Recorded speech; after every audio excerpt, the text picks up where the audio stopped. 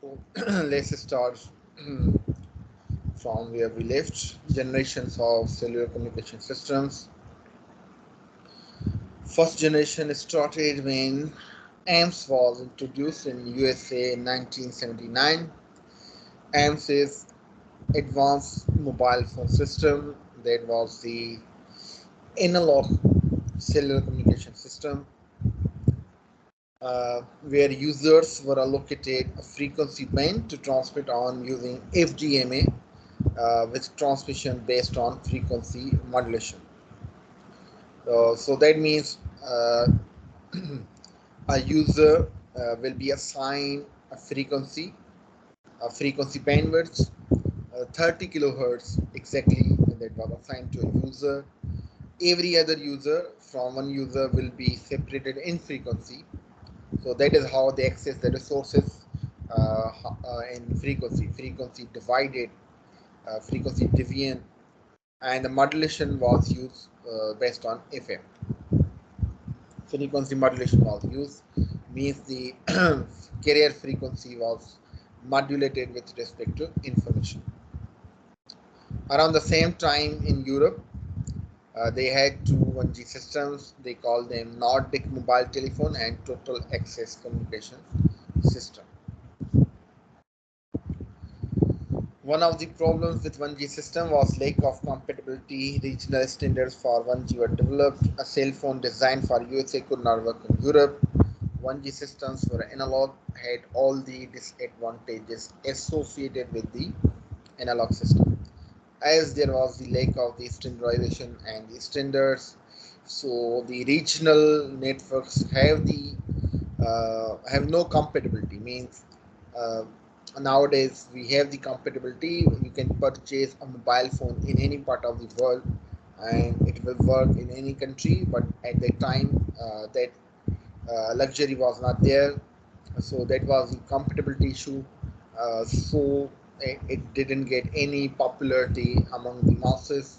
However, another reason for its not no popularity was the analog. Its analog nature were having a lot of disadvantages. Then 2G systems were introduced. They were the in the early 90s, and they were the digital in nature. Uh, if you compare with the 1G, uh, they enjoy all the benefit of digital communication and digital signal processing. Uh, so the compatibility issue was there. They cannot be compatible 1G because 1G was analog, 2G was digital. So, however, they can make, however, they can be made compatible, but with a lot of efforts. To solve the compatibility issue, European countries worked in a group called Group Spatial Mobile on a single standard for cellular communications in Europe. So that is how this becomes GSM, popular architecture for 2G, and a single standard that can be adopted, had been adopted by many countries. Then GSM was renamed as Global System for Mobile Communication, as it was only not in Europe, but it was in the other parts of the world.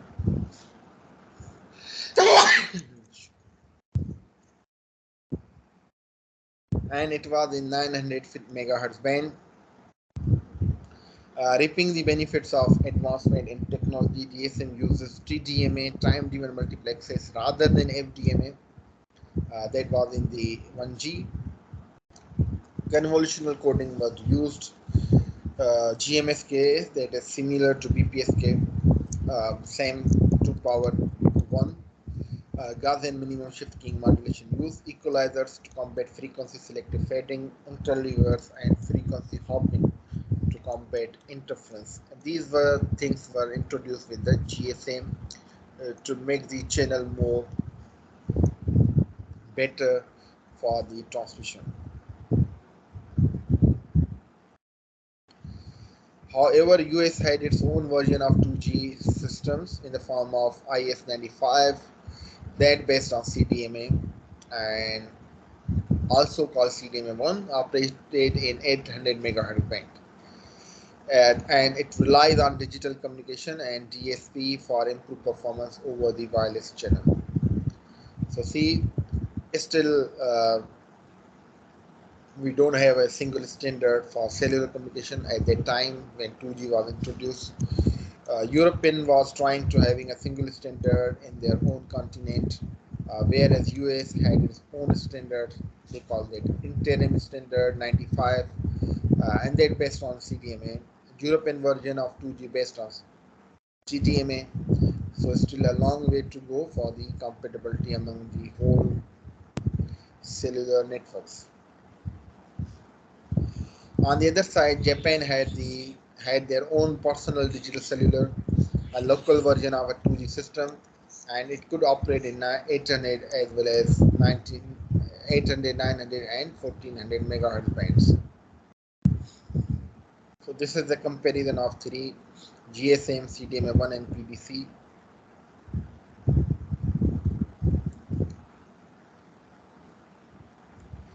Then we have evolution of 2G system. Legacy 2G systems like GSM, CDMA1, and PDC were voice oriented, but a paradigm shift was taking place, and then we become data oriented services were getting popular. 2G system had to evolution to lead to GPRS and H amongst other standards. So GPRS is your general packet radio service. H is enhanced data rate for GSM evolution. So GPRS has the internet facility but very limited. Age has better than the GPRS because we increase the modulation scheme here. Age and GPRS architecture are same. The only difference between Age and GPRS is the modulation scheme. GPRS uses GMSK, Age uses APSK. That was the only thing that separate them from each other. Otherwise, Age has a better data rate than the GPRS due to this high order modulation scheme. So after 2G, we still had many standards. Japan has its own, USA has its own, Europe has its own. So for 3G, ITU stepped in to formulate a single global standard for 3G systems.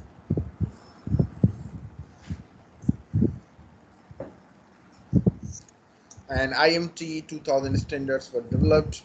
Aim was to implement 3G systems soon after 2000.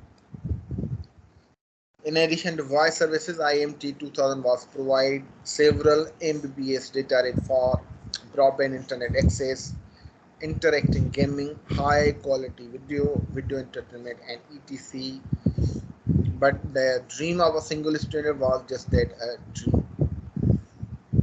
Agreement on a single standard did not materialize. Countries were divided between CMA 2000 and WCDMA. Wideband CDMA by 3GPP, European block, and CDMA 2000 by 3GPP2, that is North American block.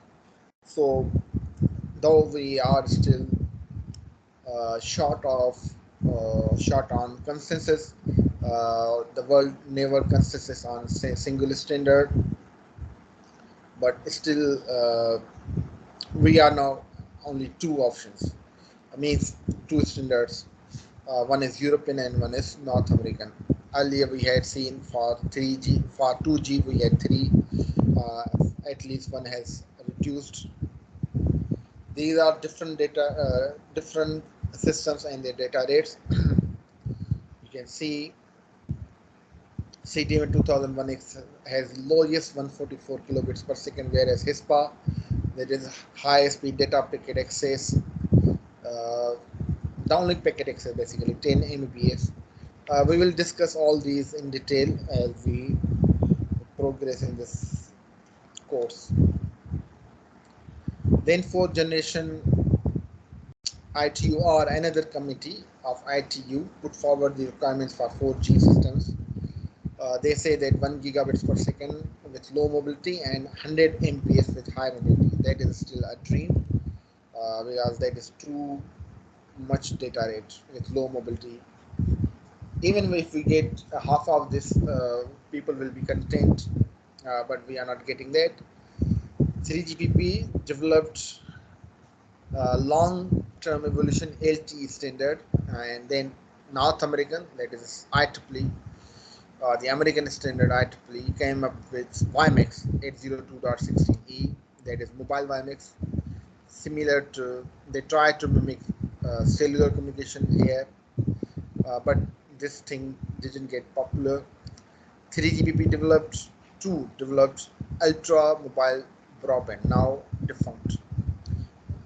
UMT, this UMB, that is never has been materialized, means people don't know about this, and it was designed by 3GPP2, that is North American block. However, LTE and WiMAX 802.16e were not able to support the data rates required for these systems we call 4G. 3GPP then came up with LTE Advanced, and IPP came up with 802.16n. Then in 5G,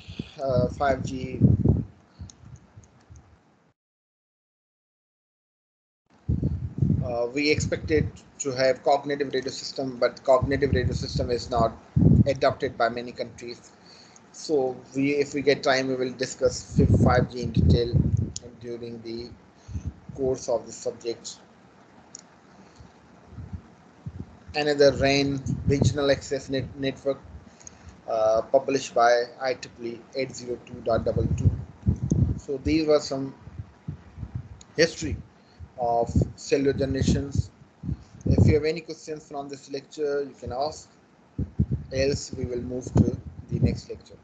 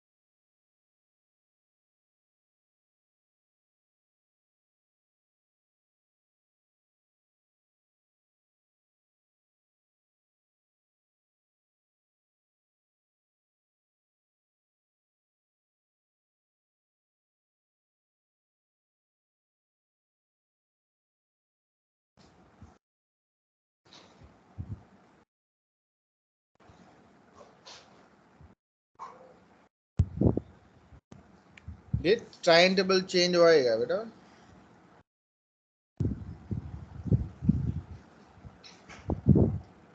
1 2 3 Abdullah, time table change होएगा?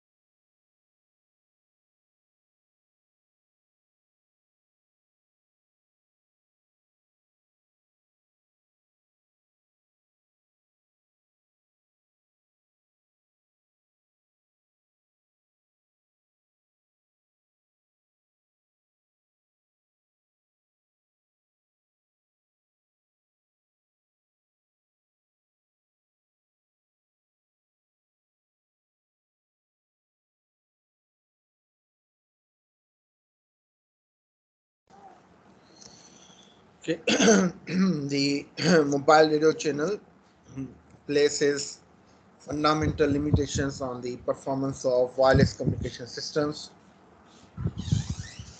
Paths can vary from simple line of sight to ones that are severely obstructed by buildings, mountains, and foliage. And radio channels are extremely random and difficult to analyze. The speed of motion also impacts how rapidly the signal level fades as the mobile terminals move about. So the radio channel that we use in the cellular communication is your wireless channel that put the limitations on the performance of wireless communication or the cellular communication systems. Those channels can have the paths that vary from line of sight to severely obstructed by buildings and other obstacles. These channels are extremely random and difficult to analyze. So, for wireless channel, the speed of the user or speed of the motion from the user also impacts how rapidly the signal level will fade or change.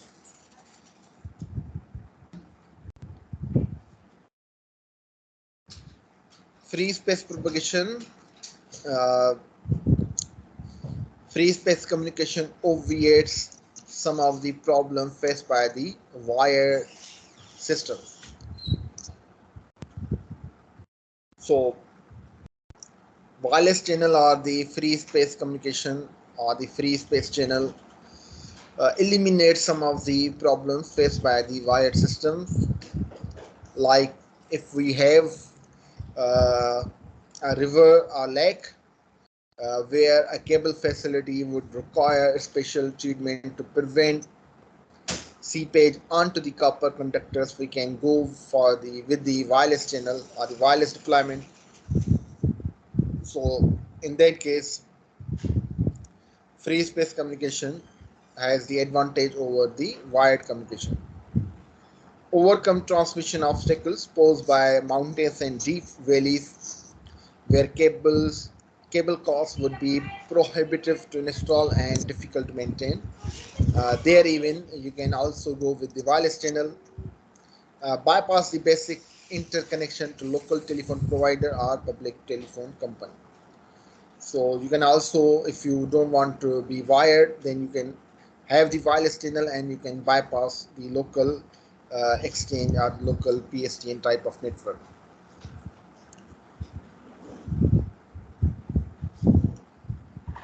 The use of cable would require an underwater runoff wiring or an overwater aerial pull requiring extensive support systems. The use of radio system to span large bodies of water. RF frequency, that is RF band, is a scarce resource. Scarce means very limited, available, or rare resource, very expensive as well. Uh, Limited because certain bands provide the best propagation properties. The use of RF band is used in a coordinated manner across the world. According to ITU-T, radio waves have frequencies between 9 kHz to 275 GHz, subdivided into several bands. So that is the full range of frequencies from 9 to 275. They are subdivided into several bands.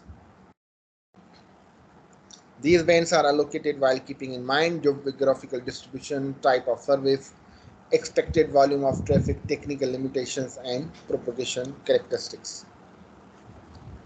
So these are your radio frequency bands. You can see from extremely low to tremendously high frequency, that is from 300 to 3000 gigahertz. Extremely low frequency is less than 300 hertz, whereas intra low ILF, that is characterized as a ground wave, its frequency is 300 hertz to 3 kilohertz. Then 3 kilohertz to 30 kilohertz, we have very low frequency, and then we have low frequency from 30 kilohertz to 300 kilohertz, and then we have medium frequency, that is 300 kilohertz to 3 megahertz, and that we characterize as ground sky wave frequency, sky wave, uh, used in these applications, medium frequency range. Then we have high frequency range, also can be used as a sky wave, ranges from 3 to 30 megahertz, and then we have very high frequency. So most of the cellular, not cellular, TV channels used to work in this range, but nowadays they are shifted to satellite, so they will be in the range of 6 to 12 gigahertz, whereas ultra high frequency is 300 megahertz to 3 gigahertz. So this is the frequency of interest here, ultra high frequency, 300 megahertz to 3 gigahertz. Most of the cellular generation, not most but all, work in this frequency range. A super high frequency from 3 gigahertz to 30 gigahertz, space wave, line of sight, and extremely high frequencies from 30 gigahertz to 300 gigahertz. So as the frequency increases, for wireless channel become very complex. It is very difficult to handle high frequencies in the wireless channel. So you can see the RF frequency that is of interest in the ultra high frequency is already allocated and very uh, almost allocated. So we don't have any further frequencies here. If we want to go with the high bandwidth, then we have to move from ultra to super and extremely high for the high frequencies, and the but to manage these frequencies, it's another discussion.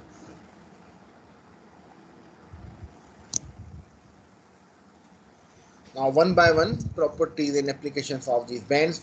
VLF, very low frequency, very limited use, large antennas, poor propagation characteristics, limited bandwidth, and high atmospheric noise.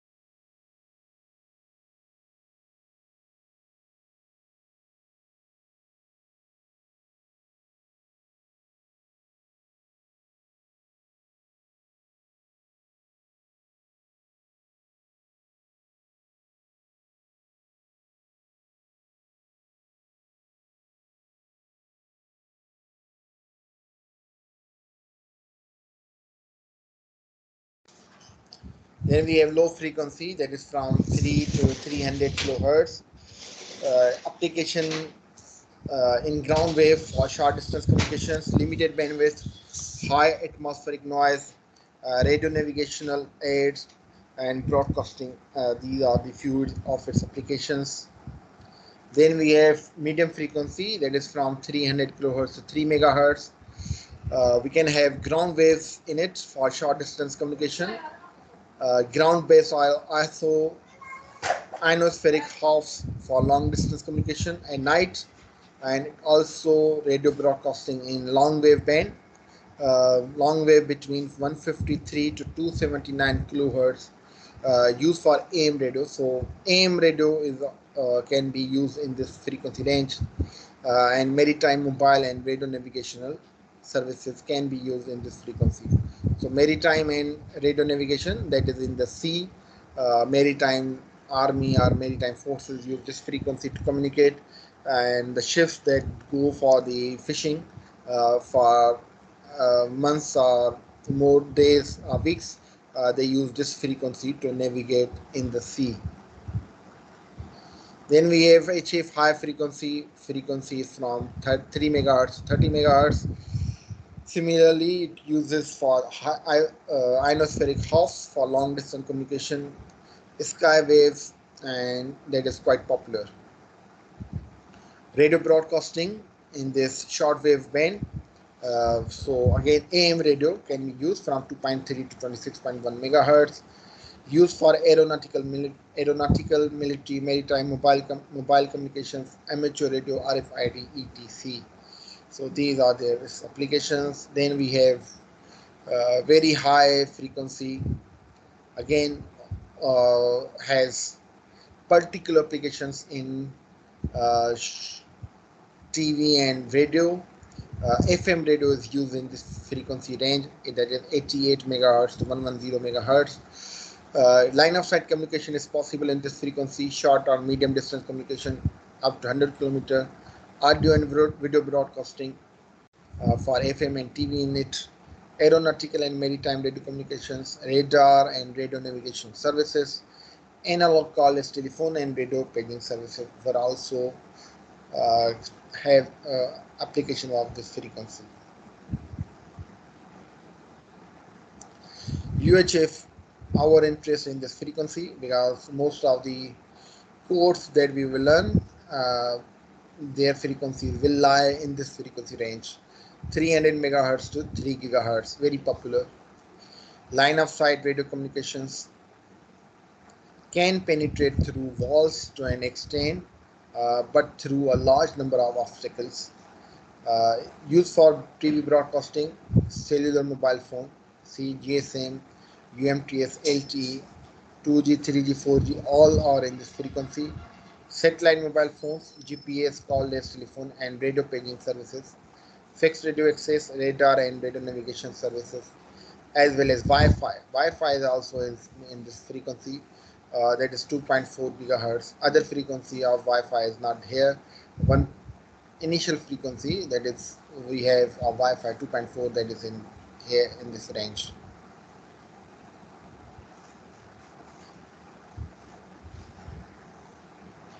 Then we have super high frequency, ultra, then super high frequency, that is from 3 to 30 gigahertz.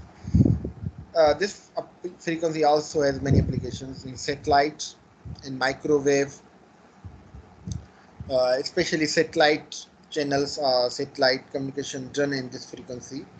Your C band, your KU band, your KA band, all work in this frequency. It is with this frequency it is possible to have line of sight microwave systems. Poor penetration, however, so no need to have the communication between the transmitter receiver. In this case, should be obstacle free. Used for fixed and mobile satellite networks, radar systems, TV satellite broadcasting, and WLAN again 5.4 gigahertz, that is also Wi-Fi, that also in this frequency range. Then we have extremely high frequency, 3 to 300 gigahertz.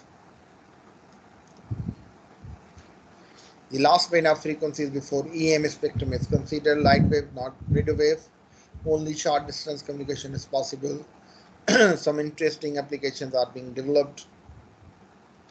WLAN at 6 GHz to provide bit rates of around 7 gigabits per second, and lasers can be the application of this. Then we have radio propagation types. You can see here we have ground wave, we have space wave, we have sky wave, and then we have the satellite here, troposphere, stratosphere, meosphere, and ionosphere. Troposphere is from 0 to 12, stratosphere from 12 to 50, and meosphere from 50 to 80, and ionosphere is from 80 to 720 kilometer.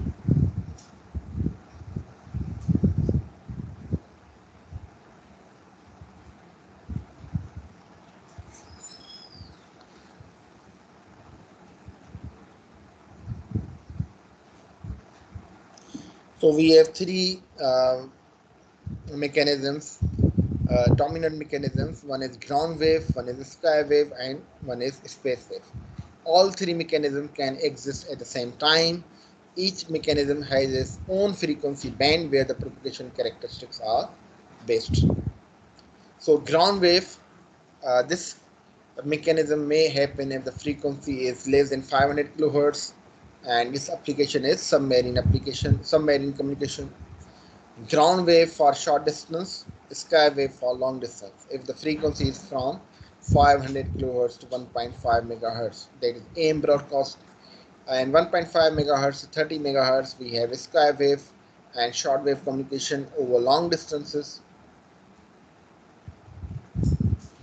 And if frequency is greater than 30 megahertz, then the mechanism is space wave, used for TV, FM broadcast, WLAN, and GSM. So let's first see the mechanism ground wave. Ground wave. Ground wave is a radio wave that travels along the Earth's surface. We also call that as a surface wave. Ground wave or surface wave is the same thing, confined between the surface of the Earth and the ionosphere. So remember, ionosphere was from 80 megahertz.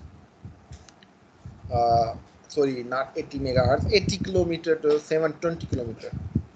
80 kilometer to 720 kilometer, and Earth's surface.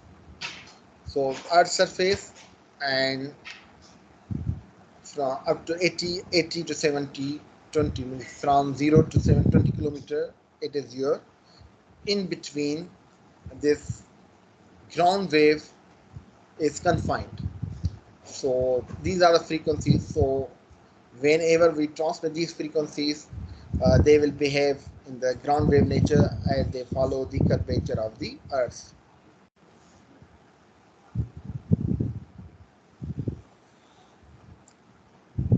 Frequencies in the VLF range 3 to 30 kilohertz, but can be used in the medium frequency from 30 kilohertz to 3 megahertz. They can behave as the ground waves, and attenuation proportional to frequency. As frequency increases, attenuation will also increase.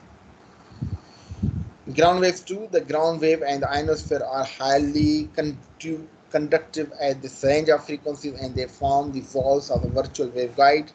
Instead of just traveling in a straight line, the radio signals tend to follow the curvature of the Earth. Change in terrain have a strong effect, but beyond horizon communication is possible due to the same reason. So if we have these frequencies, that is from 3 kilohertz to 3 megahertz, and if we are transmitting that, then ionosphere and Earth become very highly conductive at these frequencies, and they form the walls, and they act as a waveguide. So in this waveguide, instead of just traveling in a straight line, the radio signals tend to follow the curvature of the Earth. So the communication beyond horizon is possible using ground waves. Attenuation depending on frequency. Loss increase with increased frequency. Very reliable communication link. Reception is not affected by daily seasonal weather changes, data rate will be an issue because we have the low bandwidth. So low bandwidth means low data rate.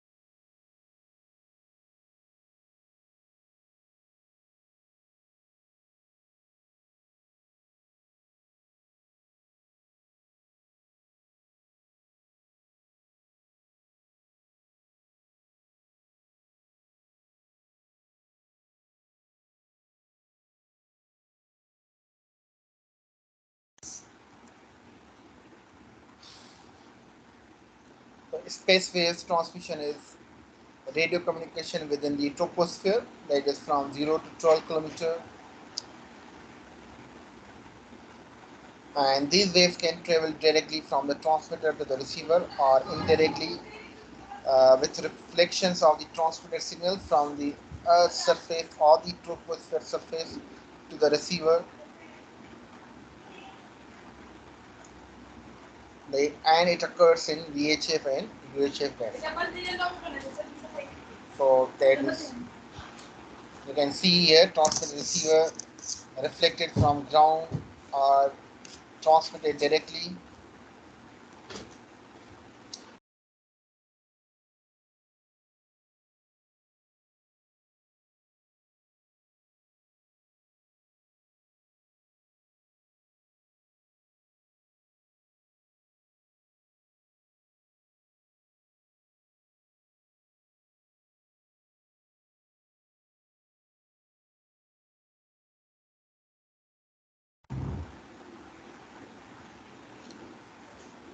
Space waves, direct component, limited line of sight transmission distances, antenna height, and curvature of Earth are limiting factors. Radio horizon is about 80% greater than the line of sight because of diffraction effects. That means if you want to transmit in space wave a direct component, uh, that is limited to line of sight, and line of sight distance or line of sight transmission distances are very short, and antenna height should be large enough to eliminate the curvature of the earth. If it is not possible, then curvature of earth can act as a limiting factor. And the radio horizon is about 80% greater than the line of sight because of different effects. And that horizon, this is 80% greater than the line of sight. मतलब जो line of sight के distances है उससे वो ज़्यादा है. So that means using a space wave, we cannot have the communication beyond the horizon, as the curvature of the earth is a limiting factor in it, as well as the line of sight transmission distances. Whereas reflected component, part of the signal from the transmitter, is bounded off the ground and reflected back to the receiving antenna, can cause problems if the phase between the direct wave and the reflected wave are not in the phase. Typically 180 degrees. Is that a good thing? No, it's not a good thing. It's a bad thing, because then a reflected component will cancel out the direct component, because they are 180 degrees out of phase. One is positive, one is negative, so they will cancel out each other. The signal received includes components from direct wave, rays reflected from ground, rays reflected or refracted from the troposphere, rays diffracted due to the curvature of the earth. Since most of the services we use are based on space wave communication, here are some issues we need to deal with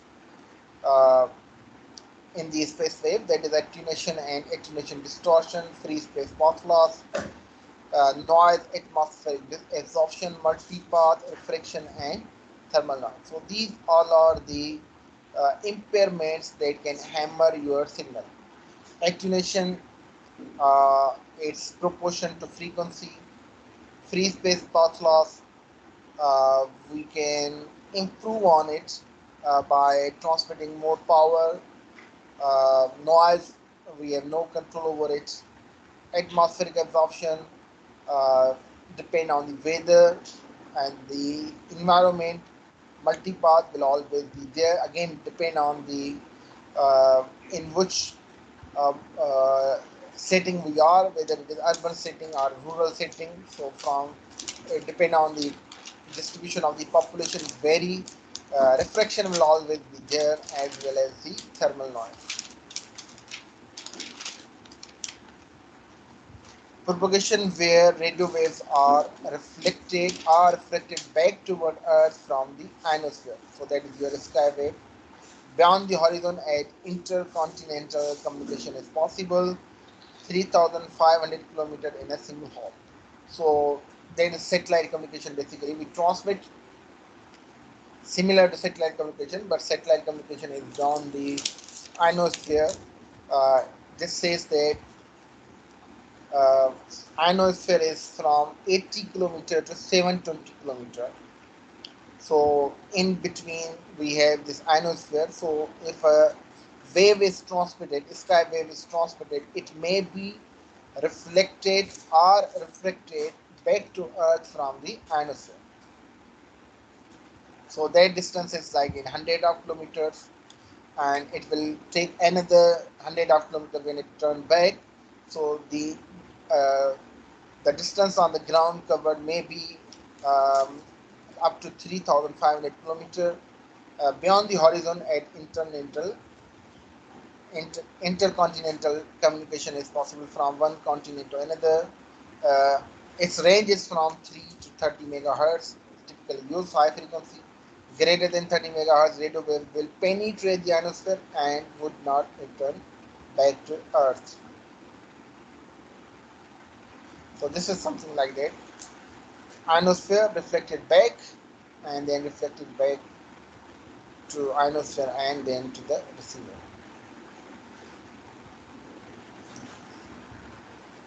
Radio waves radiated from the transmitting antenna in a direction towards the ionosphere.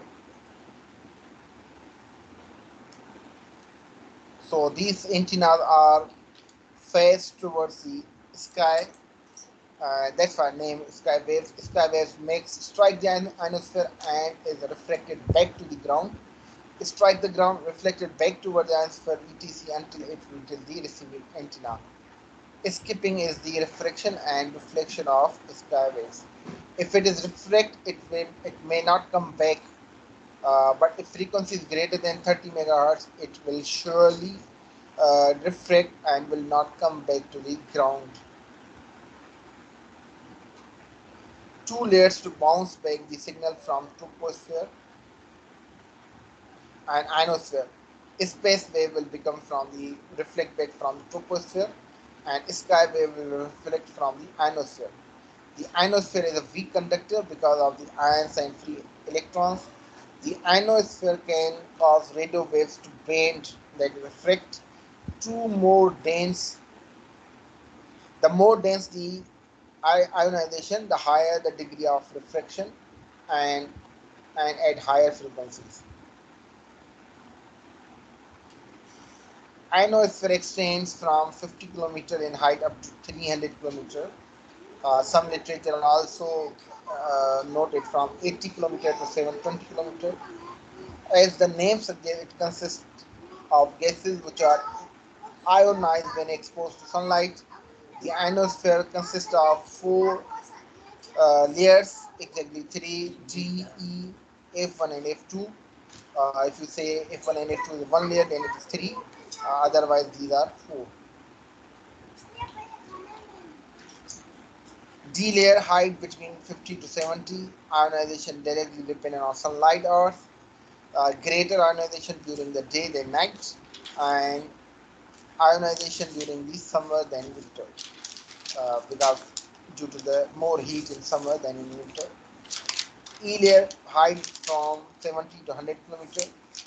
Ionization dependent on sunlight Earth like D layer, able to reflect MF and HF frequency signals up to 2000 km horizontally.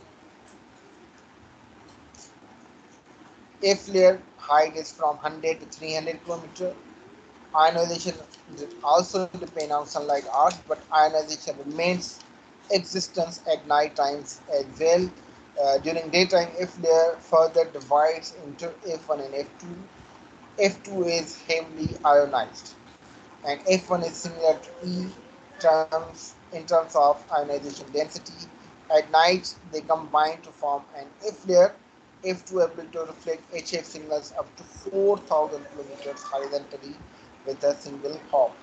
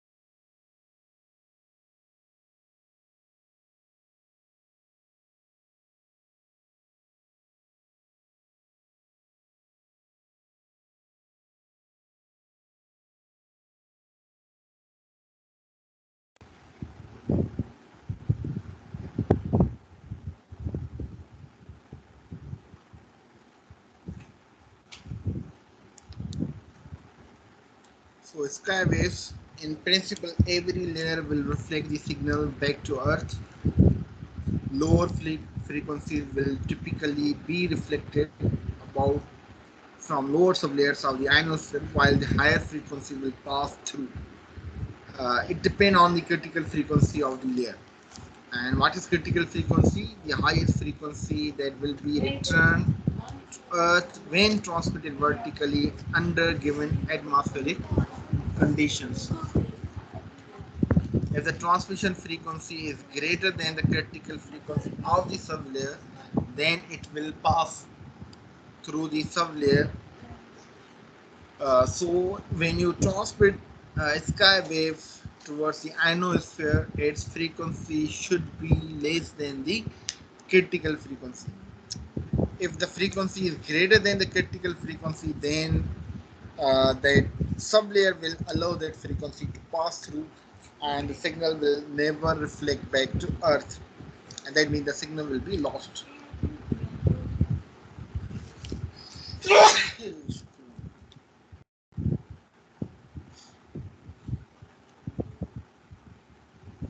So receivers in the immediate vicinity of the transmitter may not be able to receive the sky wave signal. As you can see in the figure, the first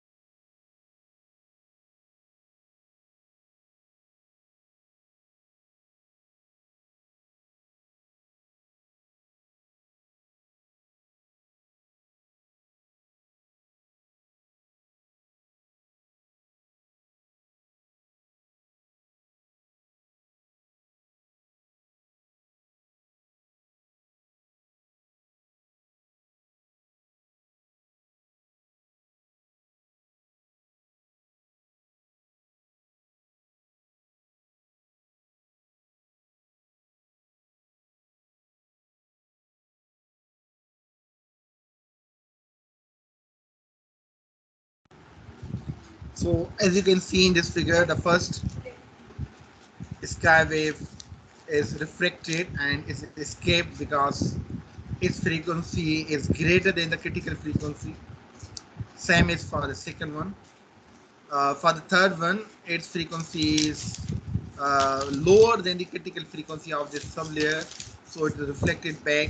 And same is for the last wave that you can see. Its critical frequency, its transmission frequency is lower than the critical frequency of the sublayer.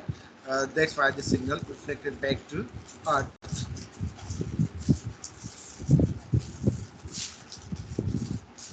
So these are the distances that you can cover through different layers. If you are reflected from the E layer, this is the distance that you will cover, 2A, 3F2, 1F1 and 1F2. The virtual height is the height from which the radio wave appears to be reflecting.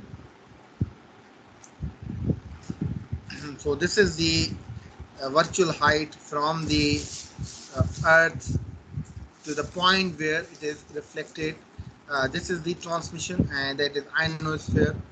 This is imaginary path, and it is point where it is reflected. So from that point to the ground, that is the total height or the virtual height from where the Earth is, from where the wave is reflected, and it is goes to the receiver. But the actual path is like this one. So these are some imaginary paths that we have taken, and how to calculate this virtual height is to following this line, and then following this line where this intersect each other, that is a point from where we calculate the virtual height.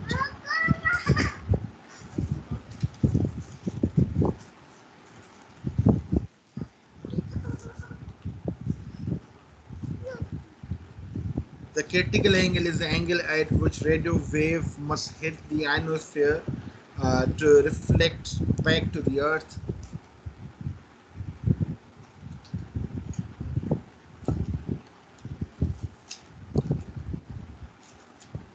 So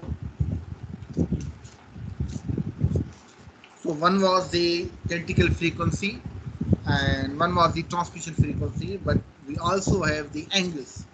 So the transmitted wave should have a particular angle that we call critical angle, and it should be hit the ionosphere with that angle so that it can be reflected back. If the angle is greater than the critical angle, then it may not be able to reflect back.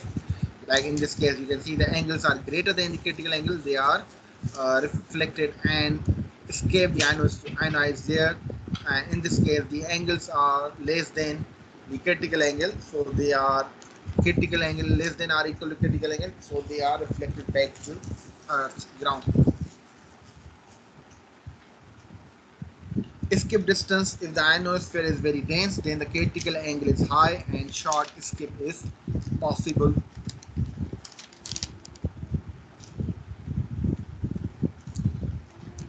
Escape distance means the distance that it can travel through in the ionosphere before reflected back. Short escape distances are much shorter than the usual escape distances. Short escape on the 10 megahertz band is a good indicator that sky wave propagation is possible on 6 megahertz. You can see in the figure, the ionized layer, ionosphere is too like has a huge distance. If we say it is from 50 kilometer to 300 kilometers, so it is roughly 250 kilometer. Another literature say it is from 80 kilometer to 720 kilometer. Then it is like 600 approximately kilometers. So in that, if you have transmitted a wave, it may skip like 100 kilometers or 200 kilometers before it reflected back. So before reflected back, whatever the distance is covered in the ionized layer before reflecting back, that is called your skip distance.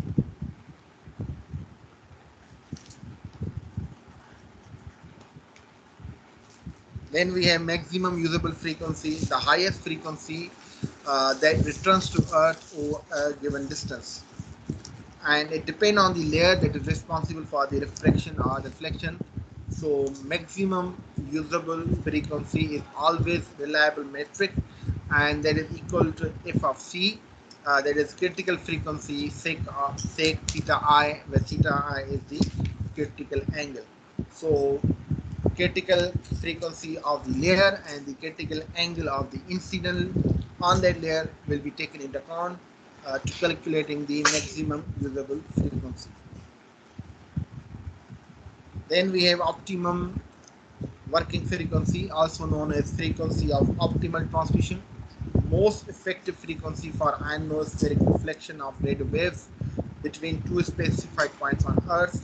The actual frequency which provides the most satisfactory reception of the signal should be less than MUF. So OWF, that is the optimum working frequency, is equal to 85% of the maximum usable frequency. So whatever the maximum usable frequency, 85% of that will be equal to optimum working frequency. That means that the amount of frequency, 85% of the maximum usable frequency can be utilized at the optimally मतलब उसको हम optimise कर सकते हैं 85% तक हम उसको उस फ्रीक्वेंसी को मैक्सिमम यूजेबल फ्रीक्वेंसी को 85% तक हम यूटिलाइज कर सकते हैं ऑप्टिमली मतलब कि at its maximum efficiency.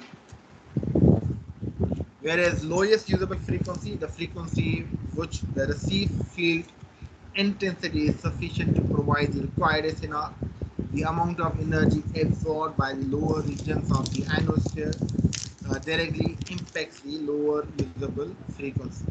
So one was the maximum usable frequency and one was the lower usable frequency. So every layer has its own frequency. So that is a range of frequencies that can be used with a certain layer. That range is from lowest usable frequency to maximum usable frequency. If you use frequency beyond maximum usable frequency for a certain layer, then that frequency will pass through that layer. So you cannot be getting reflecting your signal from that particular layer. The aim is to the transmitted wave should be reflecting back from that particular layer. If it is not reflecting, it is skipping or it is passing through that layer, then it is of no use because the signal will never return back once it is passed through that particular layer. So you must keep in mind the lowest usable frequency and the maximum usable frequency, because your transmission frequency should be greater than the lowest usable frequency and it should be less than the maximum usable frequency. So OWF is the optimum working frequency, that is 85% of the maximum usable frequency.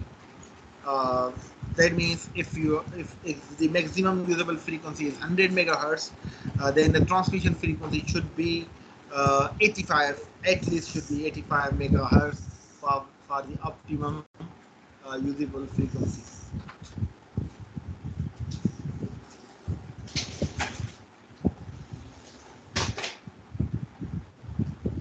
Space weather can have potentially disastrous effects on medium frequency and high frequency. Major concern because aeronautical and maritime communication is based on MF and HF. Space weather effects can be due to sunspots and CMEs. Radiation discharge from the sun, ionized D layer, reflections occur from D layer rather than if consequences cosmic noise. So if the weather is too hot, as in we have in summer, then D layer will be highly ionized, and the reflections may occur from the D layer instead of the F layer. The layers that form the ionosphere vary greatly in altitude, density, and thickness with the varying degrees of solar activity. The upper portion of the F layer is most affected by sunspots or solar disturbances. There is a greater concentration of solar radiation during peak sunspot activity. The greater radiation activity, the more dense the F layer, and the higher the F layer becomes, and the greater the escape distance.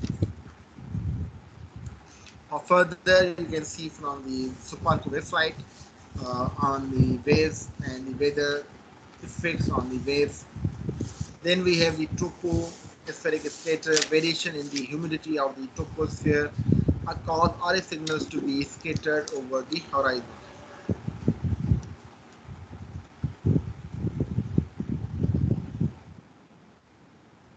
Signals via troposphere travel farther than the line of sight because of the height at which scattering takes place.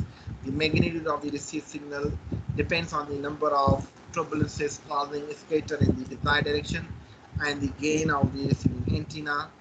The signal takeoff angle transmitting antenna's angle of radiation determines the height of the scatter volume and the size of the scatter angle. Temperature invariance, that is warm dry air located above cool moist air, reflect RF in the VHF range back towards the earth. Temperature invariance occur daily in the middle latitudes at sunrise and sunset. So you can observe temperature variations around us. Currently we have very hot weather, we have summer, but the groundwater will be you can say very cold compared to winter. In winter we have cool weather, but the groundwater will be warm. So same happen in the mid air or the mid regions of the space. Over the oceans, stable temperature environments can create a duct Signals can travel without significant loss up to 800 kilometers. Then this is microwave repeater system. You can cover the earth by using the microwave antennas. Then we have surface waves, and this is radio wave, undergoes reflection, scattering, and absorption. You might have learned this in the interphysics, so just a repetition of that. That concludes this lecture. If you have any questions, you can ask. Else, we will start a new lecture.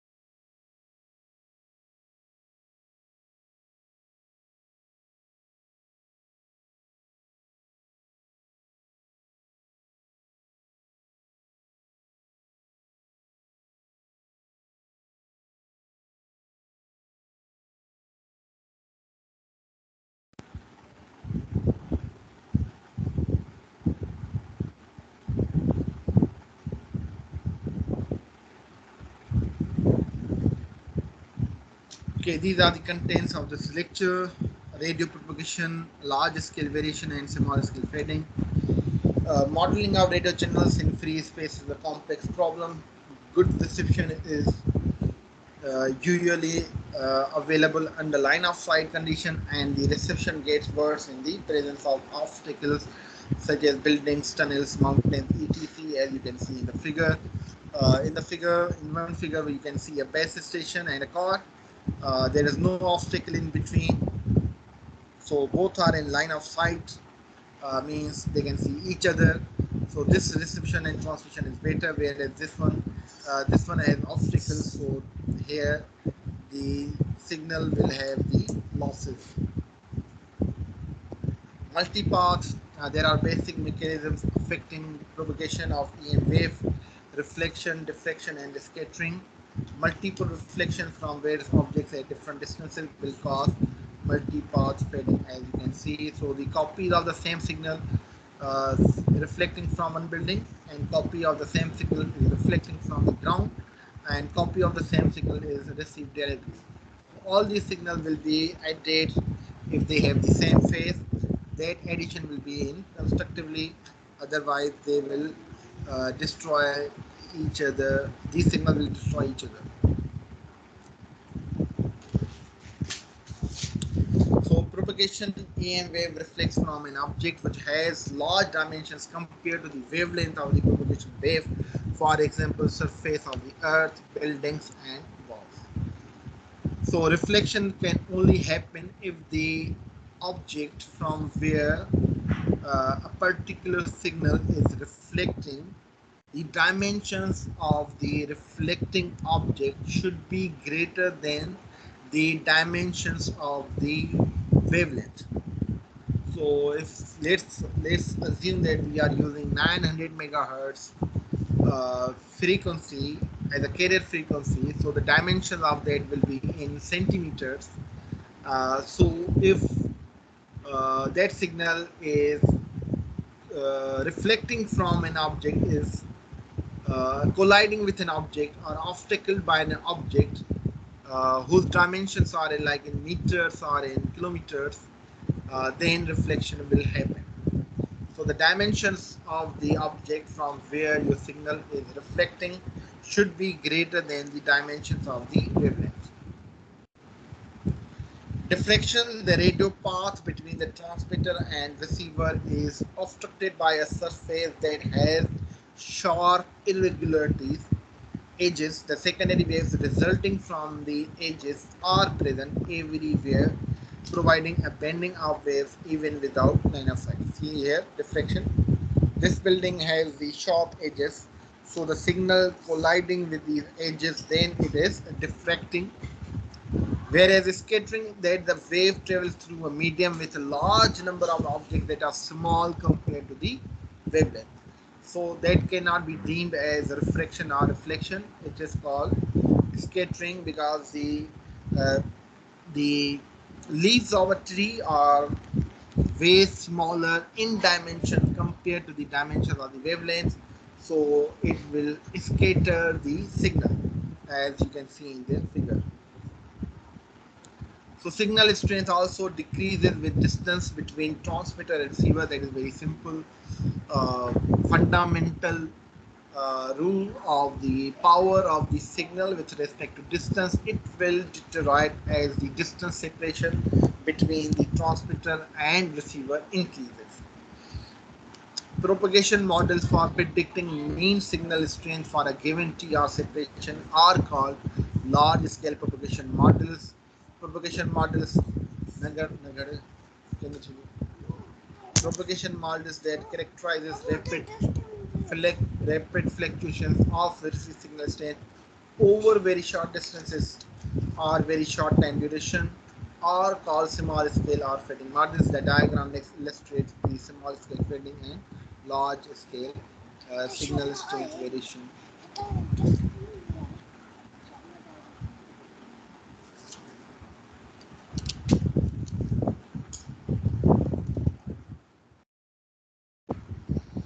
So I stop here. We will continue from this slide on Monday, inshallah. you have any question, you can ask.